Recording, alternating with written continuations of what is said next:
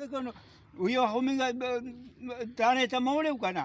ویل یې څه کوو نو ما وی بس ما خو ډسپي تاڼهدار وی چې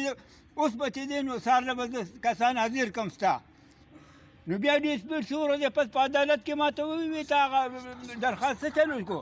ما ورته سمبن بکبن نو بس داسې کي نو په شا شو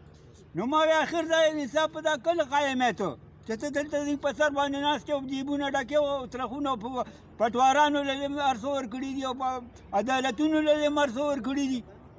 دا څنګه مسلمانان یې د خدای د قهر نه نه یېرېږې بابا ده وایي ستا څونه ځمکه بنده زما کوم شپږ ځای شلې کې درې پټۍ دی 121 486 کنال پټۍ دی دا کوم ځای سره دا سره جوړ ته وایي په دغه سره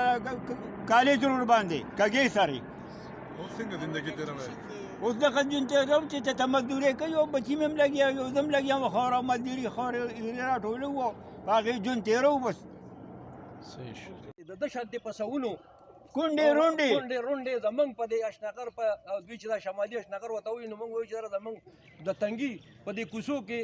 او په لاسګاډو باندې ټماټر او کریلې او کچالان خرڅوي داسې خلک هم پکې شته دې ته وګورئ او داسې د ده شانتې پسونو نور هم دي داسې خلک دي چې د اکثر کوټې دي هغه کوټې هم تنوي دي موږ د دغې خلکو غم کوو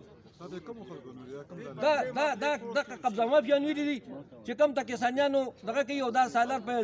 پیازلي امجد علي او د ده دا ټیم یې سپورټ کوي او دوی ول سره منډې وای او دوی ورسره ترنې وای په کار خو دا نه ده او چې دوی ورسره منډې وای دوی اخرت نه لري دا عمري نه دوی ته ګوري نه منګه مخکې مې دغه کړو چې یاره د دوی یو ټیم موږ برابرو د دې ټولو هغوی چې اوس نن وایي چې یاره موږ به جرګې ته کښېنو نو دا د های کورټ او سپریم کورټ پورې چې خلکو دا په لکونو روپۍ او کروڑونو خرابې کړې او نو بیا خو چې قانون دغه نه مخکې د 50 کاله مخکې ته چېرته ترې وې ته نن جرګې ته کښېنې او د جرګې غم کې